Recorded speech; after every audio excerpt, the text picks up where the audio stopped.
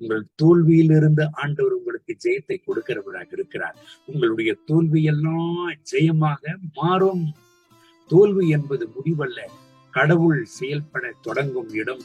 அதுதான் நீதிமொழிகள் 24:16 சொல்லுகிறது, நீதிமான்கள் 7 முறை விழுந்தாலும் அவர்கள் மீண்டும் எழுந்துப்பார்கள். தாவீது நிராகரிக்கப்பட்டவர் தான். தாவீதை ஆண்டவர் ராஜாவாக மாற்றவில்லையா? ஆண்டவராகிய இயேசு கிறிஸ்துவின் மரிதலுக்கு பேதுரு விழுந்து போனவர் தான். ஆனால் வல்லமையாய் ஆண்டவருடைய ஊழியத்தில் ஆண்டவர் பயன்படுத்தவில்லையா? யோசேப்பை துரோகத்தில் இருந்தும் சிறையில் இருந்தும் ஆண்டவர் உயர்த்தி அநேக ஜனங்களுக்கு ஆசீர்வாதமாக நிறுத்தவில்லையா? ஐயோ, என் வாழ்க்கையில் ஏன் இந்த பின்னடைவு என்று கலக்குகிறீர்களா? சொர்ந்து போகாதே என் அன்பு தேவனுடைய பிள்ளைய.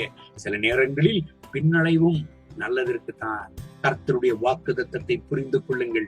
2 கொரிந்தியர் 12:9 சொல்லுகிறது, உன் பலவீனங்களில் என் பலன் பூரணமாய் விளங்கும். தேவனுடைய பிள்ளைகளை, ஆண்டவரை நம்புங்கள்.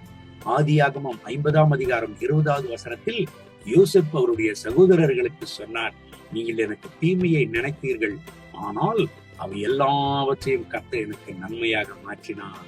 ஆண்டவராகிய இயேசு கிறிஸ்து மரணத்தை ஜெயித்தார்.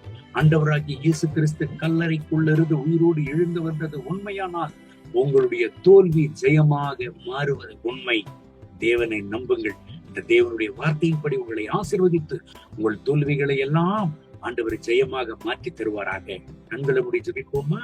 அன்பின் ஆண்டவரே, இந்த கால வேளையில் என்னோடு சேர்ந்து ஜெபித்துக் கொண்டிருக்கிற என் அன்பு தேவனுடைய பிள்ளைகளுக்காக ஜெபிக்கிறேன். இவர்களை ஆசீர்வதியும். இவர்கள் தோல்விகளை எல்லாம் ஜெயமாக மாற்றும்.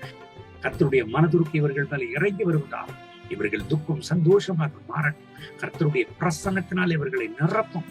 இவர்கள் கண்ணீரை துடையும். இவர்களுடைய வியாகுலத்தை மாற்றி போடும். புதிய பலனை இவர்களுக்கு தந்து ஆசீர்வதித்து இவர்களை எழுப்பும். மகிமை கனம் துதி உமக்கே. இயேசுவின் நாமத்தில் பிதாவே, ஆமென்.